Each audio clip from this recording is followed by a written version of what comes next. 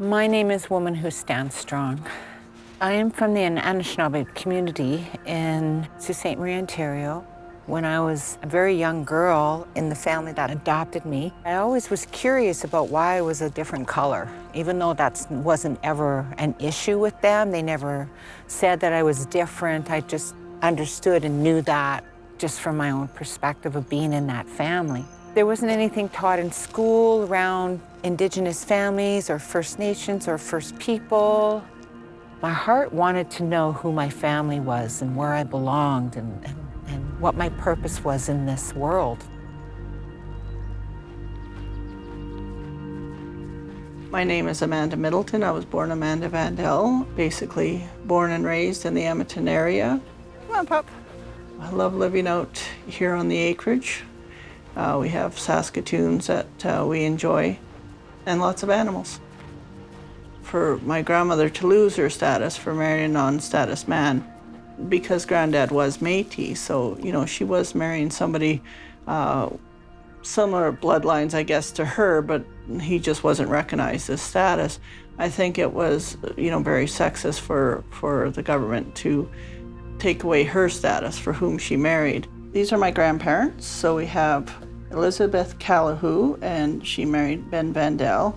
I believe this is their 50th anniversary picture. I hear they had a beautiful love story all through their marriage. They went on to have 10 children. At one point in time, they were living on the Michelle Band Reserve, but moved off of the reserve when they were told to send their children to residential school in St. Albert.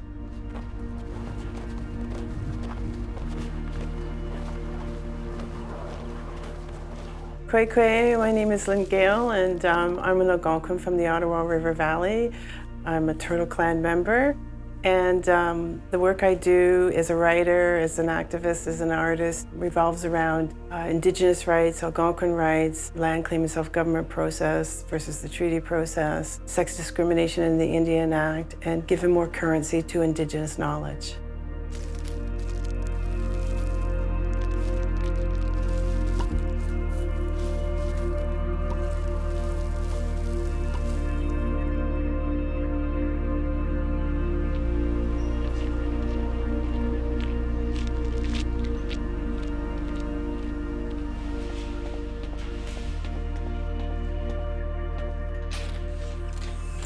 My passion and my interest is in Indigenous governance, but more specifically, my current passion is in how we practice Indigenous governance in the present and what changes we need to make in order to create just and fair systems of governance for First Nation and Indigenous peoples moving into the future.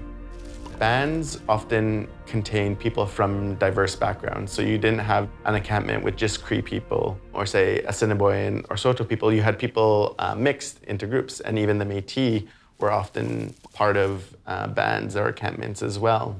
Sometimes what could happen is, depending on who your parents were, is that you might have an affiliation with more than one identity. And so what it meant is it created a level of diversity within the prairie Indigenous landscape for how people came to identify. And there was a level of fluidity for how people thought of themselves, and it could change over the course of one's lifetime. But again, it created this flexibility where citizenship was inclusive, and it was something that was able to be oriented around people's choice and around having leadership that was fair and just, that allowed people to be able to choose where they lived. During colonial settlement, Indigenous nations were acknowledged through nation-to-nation treaties with the British and the French. This was also stated in the Royal Proclamation of 1763. Through the expansion of British control over the colonies and the development of Canadian society, Indigenous people were understood as barriers to the nation's growth and success. As a result, Canada's Gradual Enfranchisement Act in 1869 and the Indian Act in 1876 created restrictive definitions of who was an Indian or a band member.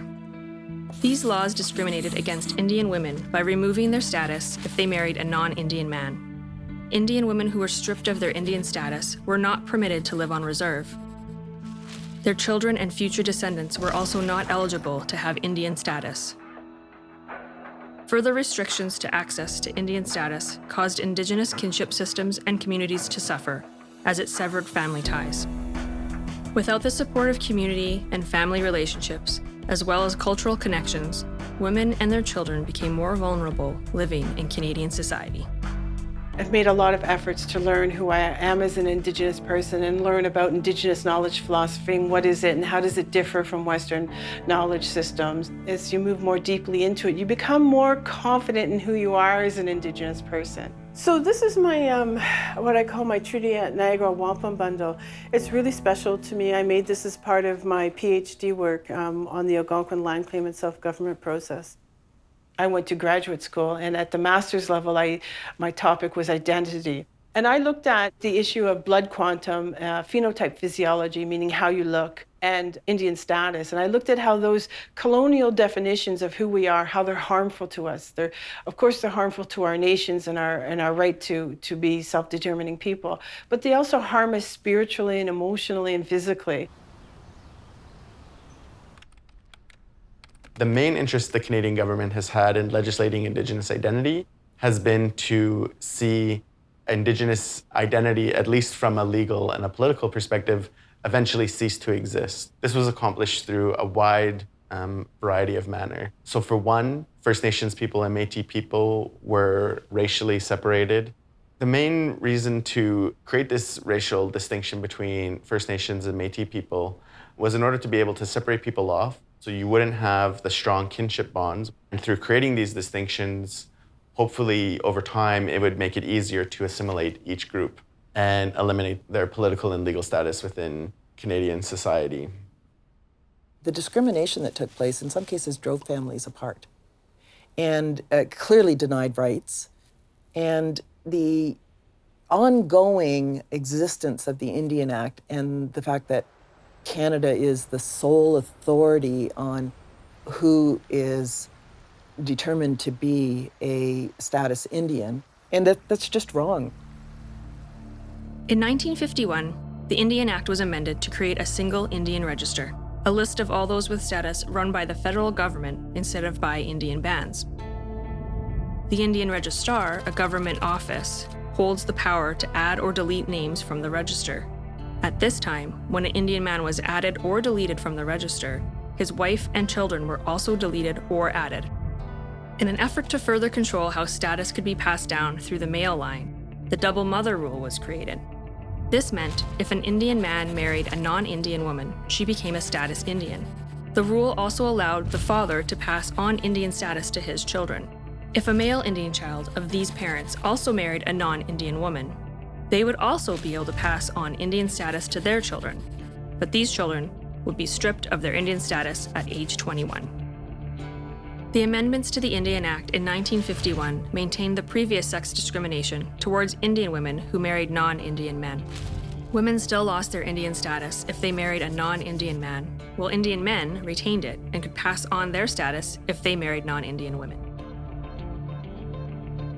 The big effect of this, as we know now, is that thousands of people, Indigenous people, lost their status. Many Indigenous women who were disenfranchised prior to 1951 continued to live on the reserve. And it was the changes to the Indian Act in 1951 which created very strict rules which often forced women off reserve. My great-grandmother's name was Annie Jane Maness, and my grandmother's name was Viola Gagne.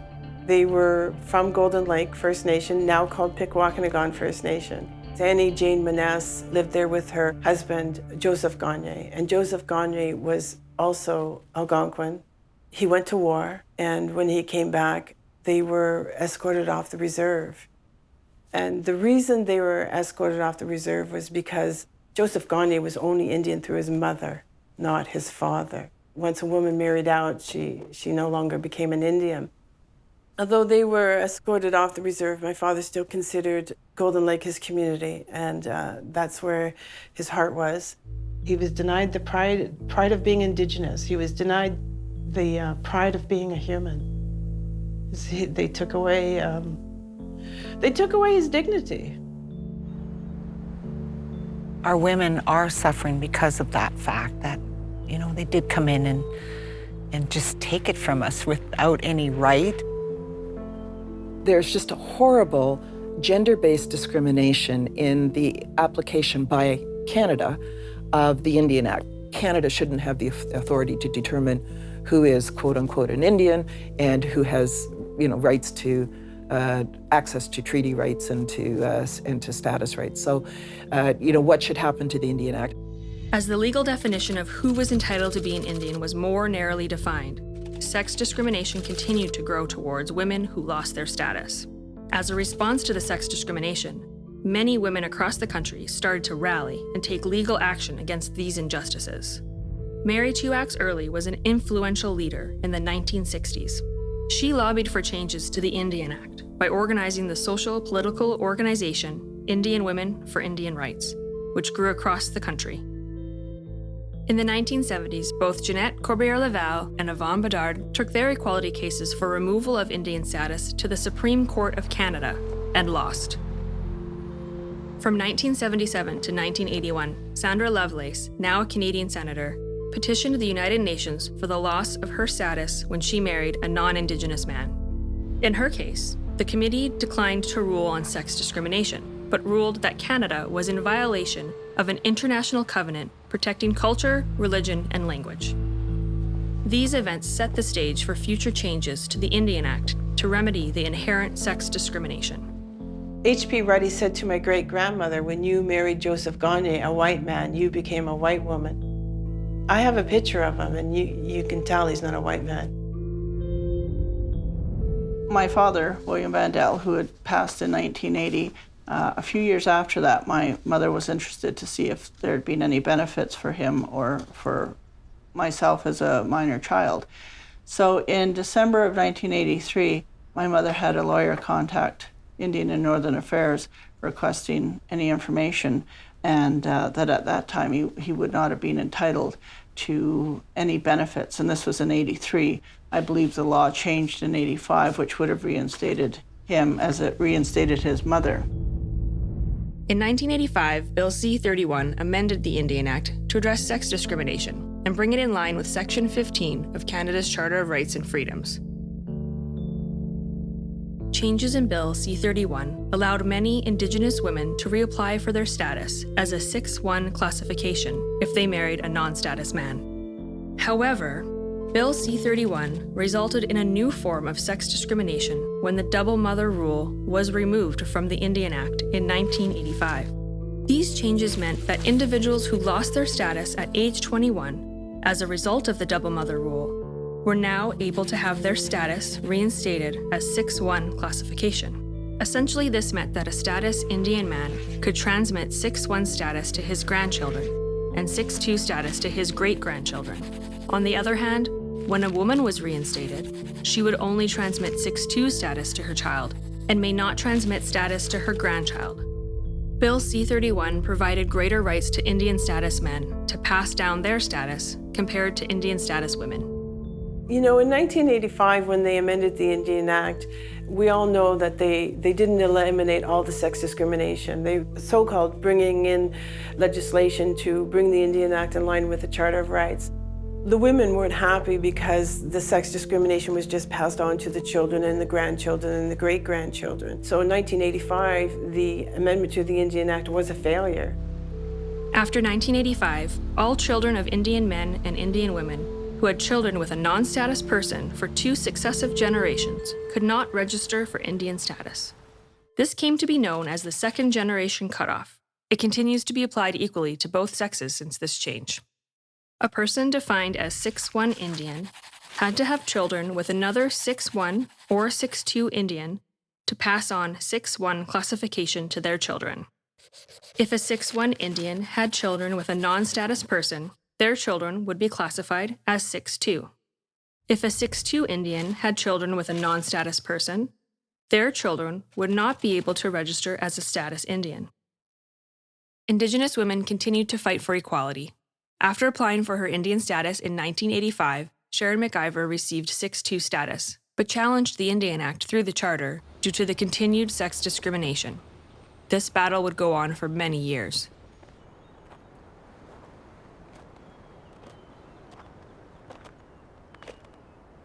My heart wanted to know who my family was and where I belonged. So I began to send letters and asking for non-adoptive information, adoptive information, any kind of information that they could get me, right?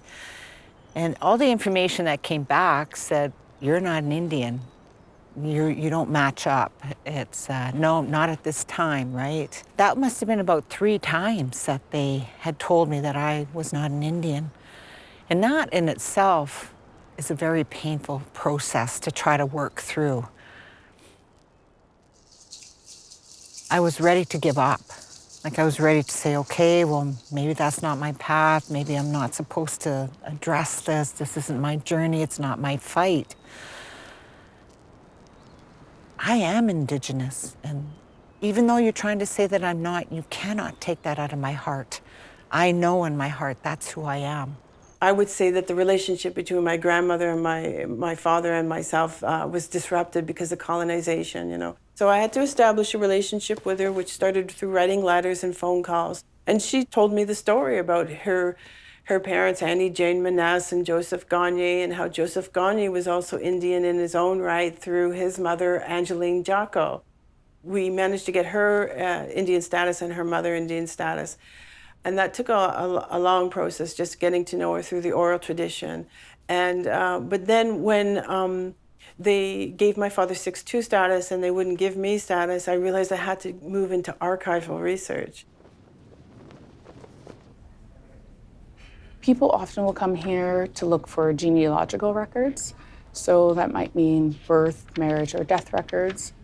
Often that will mean looking at church records as well, and they also will look for some government records. So if we have band lists, that sort of thing. And usually what will bring people in here is they are often looking for records to support status applications. So what we see here is what was called at that time the Indian name. So this would be their Blackfoot name, the date that they were admitted, their date of baptism, which for some children was the same date that they were admitted to the school, and their date of discharge, the name of their father, their mother, and then their band number. And for some people who are applying for status, they need that band number. And so it may seem like an untraditional place to look for records, but these types of records, these residential school records, can sometimes provide people with the information they need to put together a status application. If a person has more information, there's a better chance that we'll be able to be successful in our research. Pieces that would be really valuable when someone comes in would be if they have an idea of how old the person is that they are researching and how old they would have been at the time that they are researching, and the time period and where they may have lived. It was hard. It was really hard. It's a whole science.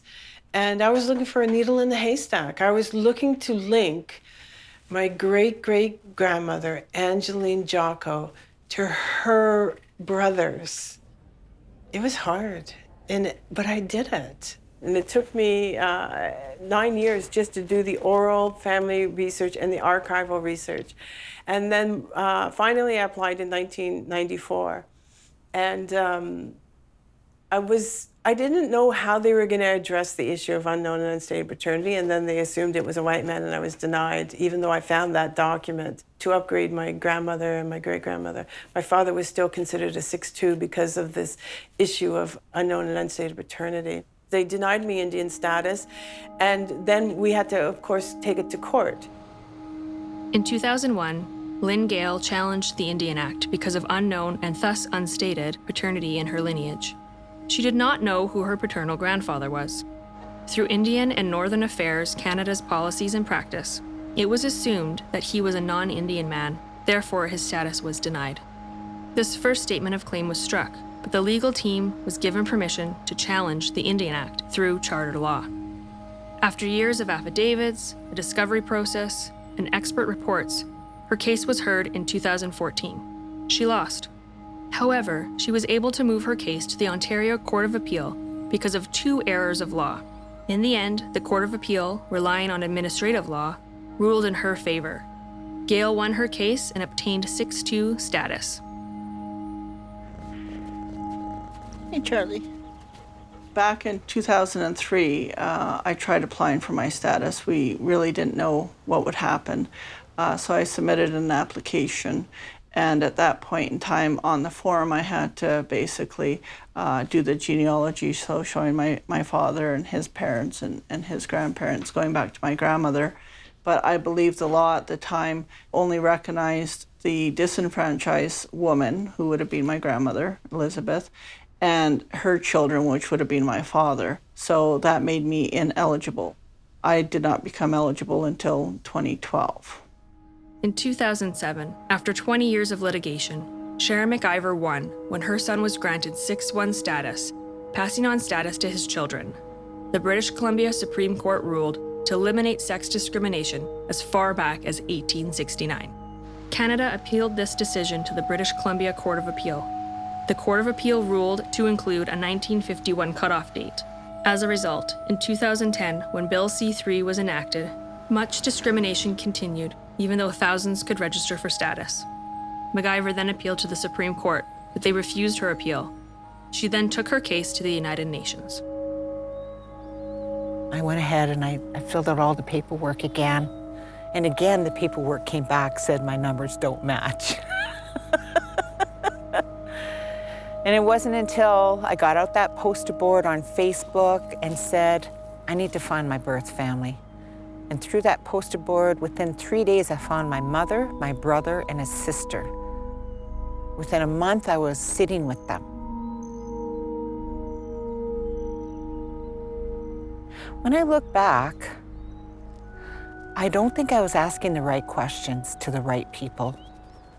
And I don't think that the right people were coming forward to help me with my journey.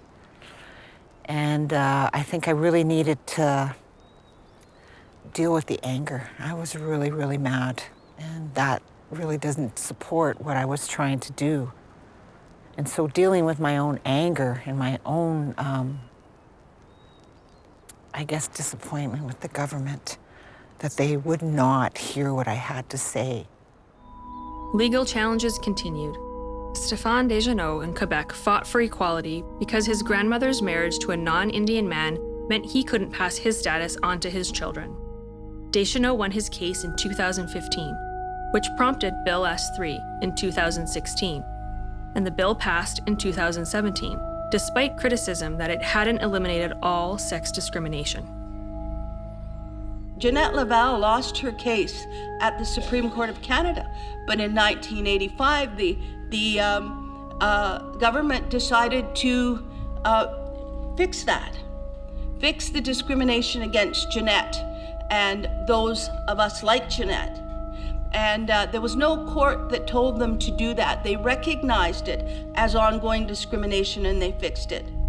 And every conversation we've had around the Bill C-31, Bill C-3, Bill S-3, is that we want to make these amendments. Deschenaux says we have to make these amendments, but we know that there's more sex discrimination in there.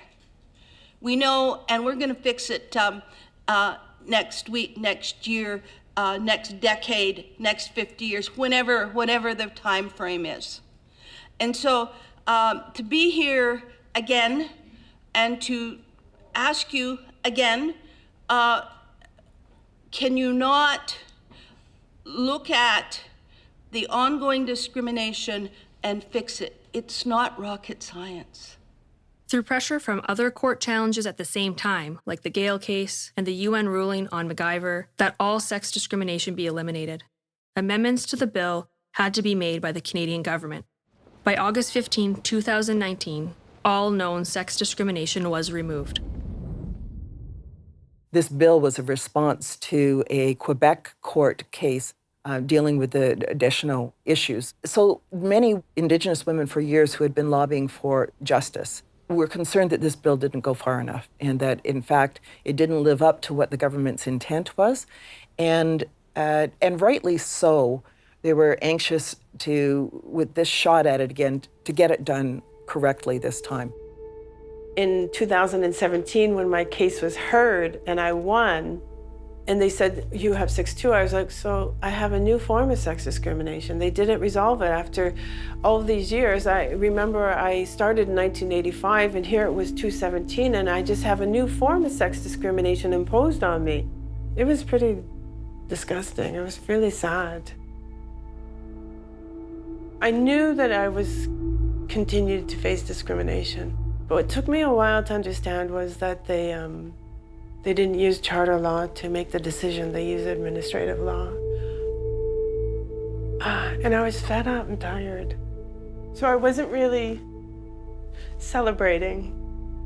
I was pretty disgusted. Pretty disgusted with Canada. I couldn't believe that sex discrimination continued. I couldn't believe that we had this long history of challenging sex discrimination, beginning with Mary 2X Early and Yvonne Bedard and Jeanette Corbet-Laval and Sandra Lovelace and Sharon MacIver. We just couldn't get anywhere with Canada's laws. So I found my family, went and visited with them, came back with my mother's numbers. Well, that's when they accepted the government, right? And when I received that paperwork, I broke down and I cried so hard because finally they see me as who I am supposed to be, which is an Indigenous woman. Because I've been told my whole life that I wasn't. I knew I was different, I just didn't know who I was. And when you have that void in your heart, you try to fill that up with anything. When I received that number, I stood in my power and went, not again. And you're not gonna take anybody else down either. We deserve that. We owe it to our families. We owe it to the rest of the people, our people. That is why this work is so important.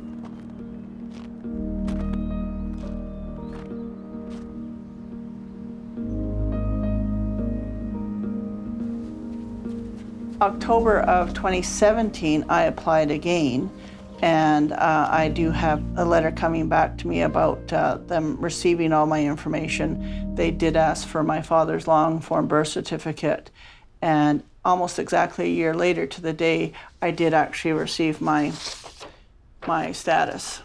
And so I have had that now since October of 2018. And then back in April, I have one son, and so back in April of 2019, we had sent in an application for him, and just 2 weeks ago, we received his letter of status as well.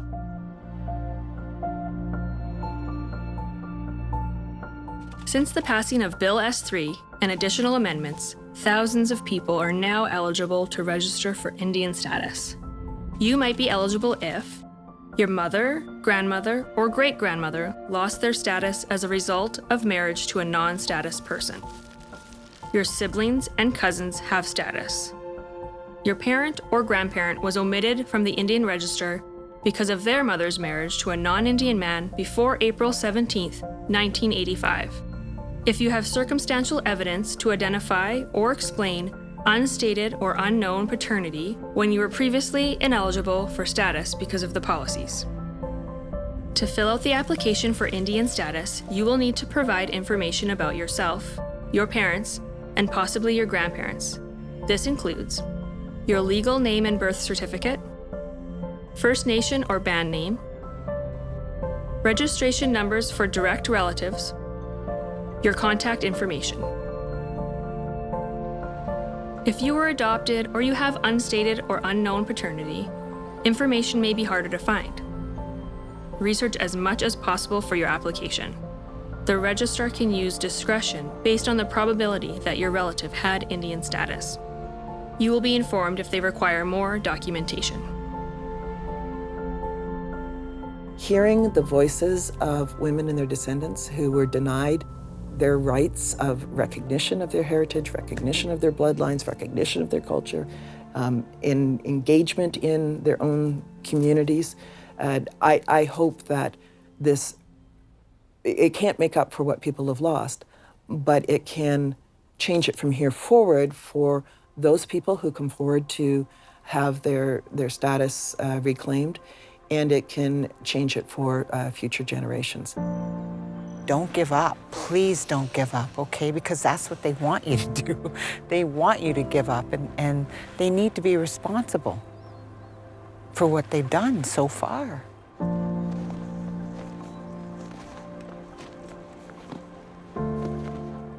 The reward for this, for me, is that I am somebody, and the void is gone, and it's filled with love and compassion for myself, and the anger has moved on. And my family, my granddaughter,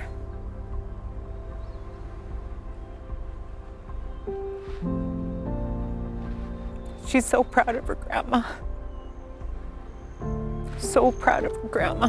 And that's all that matters, really, is allowing her to see her grandmother. And when she said, "Grandma, I'm so proud of you for telling your story, how can I not?" So to me, that is the gift. Family. That's what it is family. Yeah, that is the gift too.